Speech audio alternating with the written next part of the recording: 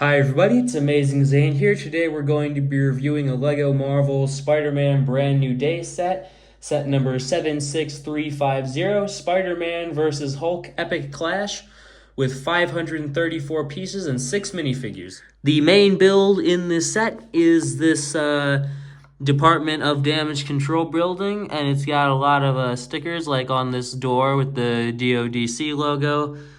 And it's a pretty tall building. I like it. It's a good 4-story skyscraper office building. And it does use kind of a simple design on the sides, but I like a lot of the stickers, like with the Spider-Man logo, a scorpion, a tarantula, referencing some of the villains in the movie. And the front is pretty nice as well.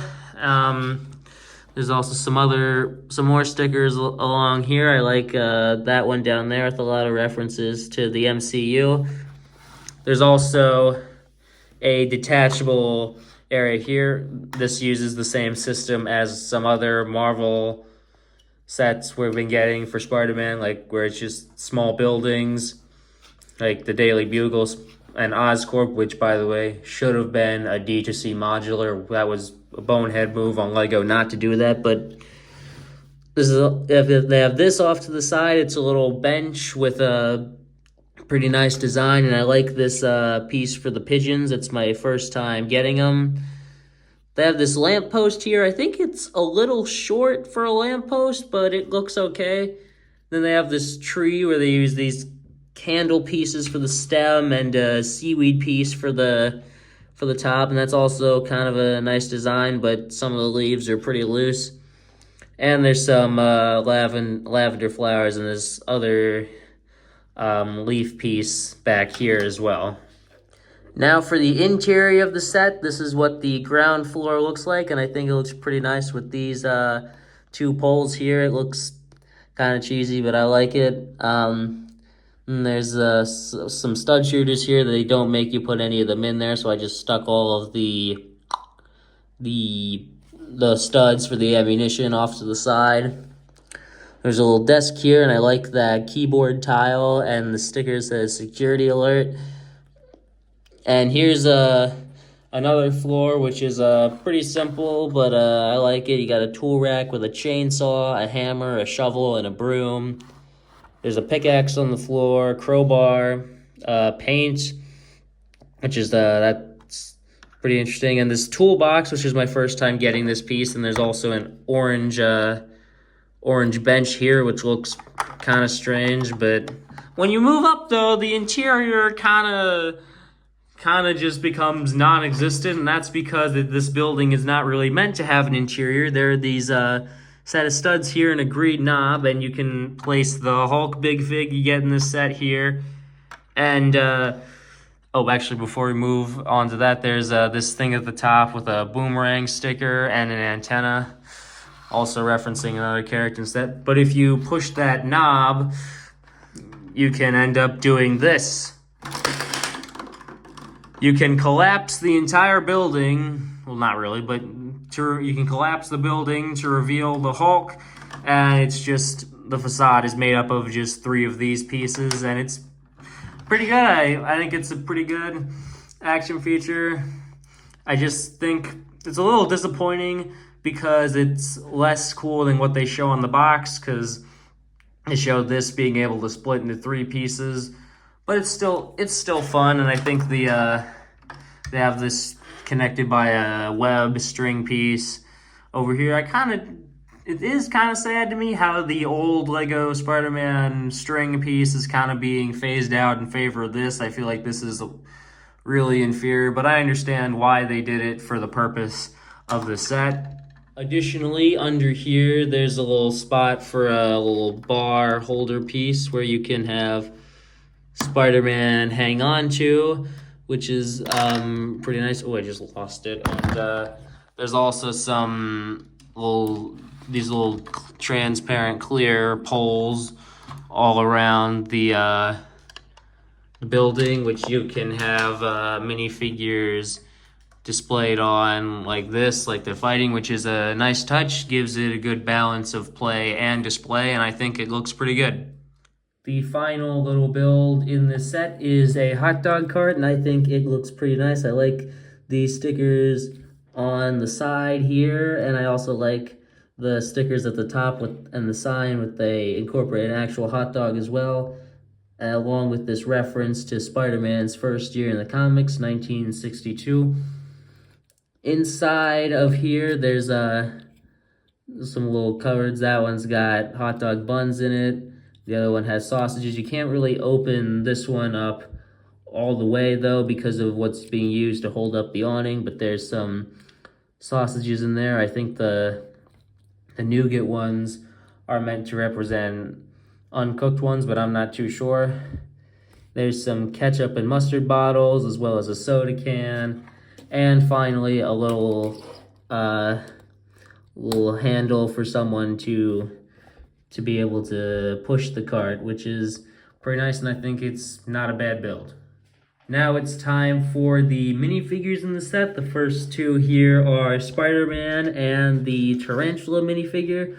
I think that this Spider-Man figure looks really nice. I know there are a lot of people who aren't too happy about the suit being in a dark blue instead of a light blue, but I actually am pretty happy that it is in dark blue because I think that light blue would look really out of place alongside the suits for Tobey Maguire and Andrew Garfield, and I think that these look pretty great alongside each other, and it looks a lot better than if they'd just done a light blue suit instead.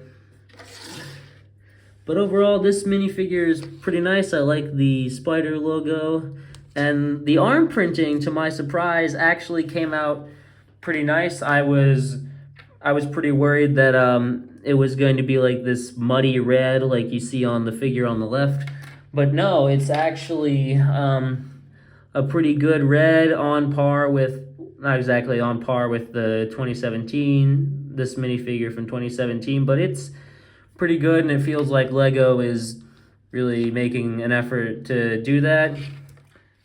Another thing I'd also like to say about Spider-Man's arm printing is that when the brand new day sets were first revealed, I was really worried that they were just going to do a dark blue version of the arm printing for the classic suit and just print that onto a dark blue arm, but to my surprise, they actually didn't do it. There are some slight visible differences in the brand new day arm printing, and I'm really glad that Lego did that. The head is also updated. It's not exactly the same as this one. The webbing pattern is a little different, and there's some differences in the web pattern on the back. By the way, here is the back print for the minifigure. I think it looks pretty good. The blue does kind of stand out, though. I get that they wanted to replicate the shine that the suit in No Way Home had, but it just kind of feels a little off to me.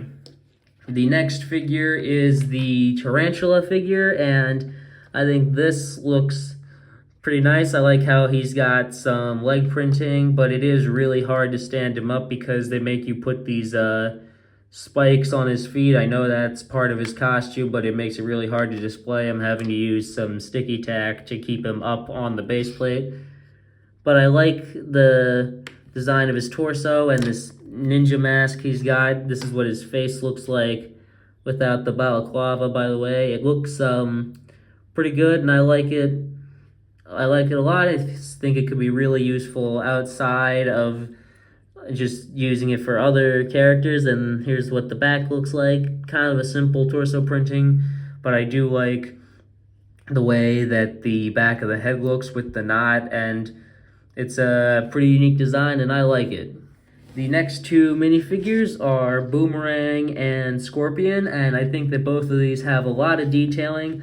I was kind of worried at first that Boomerang wasn't going to have any leg printing, but they actually did give him some decent looking leg printing, and yeah, it feels like Lego, like I said, is really starting to understand that we want more detail in Marvel minifigures, and that is great to hear. Scorpion's head is pretty good, and I like the design for Boomerang's torso. His head, it feels like the printing is kind of pale. They printed a lot of light colors onto a dark blue head, which is kind of understandably, it's not going to come out exactly like that. But I like how Scorpion uses what I believe is this Star Wars jetpack piece for his tail attachment, and that's got a pretty good range. I like how it uses this design I believe Lego's used for Doc Ock's tentacles in the past. Then it looks pretty nice. And Boomerang also has a couple of boomerangs attached to his back. Here is what the back printing of each of the minifigures looks like. They both work really nice, and there's also a little bit of printing on the back of Boomerang's head. And I think both of these are really good depictions of the characters, and I'm really excited to see them in the movie.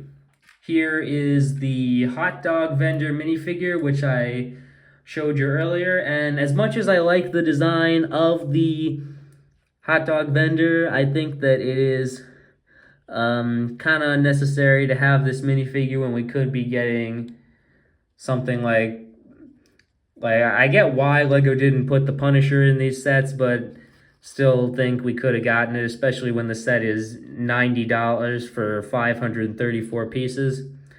I mean, unless this is Sadie Sink's character, I don't really know, but the hairpiece is nice, and the torso printing, while it is simple and reused, is also really well done, and there's also a hole in the hairpiece to attach something, and I think overall it just does add a good civilian aspect to the set, but it does feel kind of expendable when Lego could have used the $90 to just give some other thing to make it more worth the price. I get they have Hulk in the set and that drives it up, but and finally, here is the Hulk Big Fig. He's got a new face, which looks pretty nice, and it's pretty much the same as a lot of big figs we've been getting with the molding, same Hulk default mold.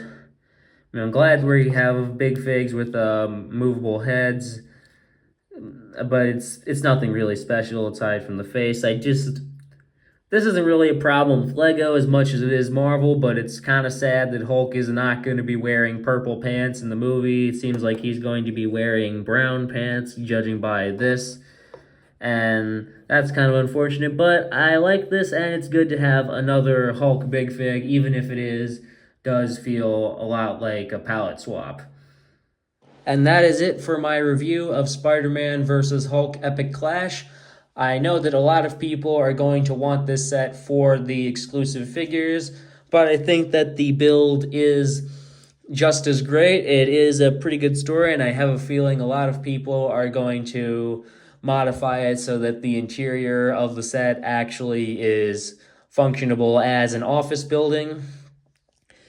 The figures are great, and I like the other builds besides the building, like the Cyber with the bench and the trees, as well as the hot dog cart.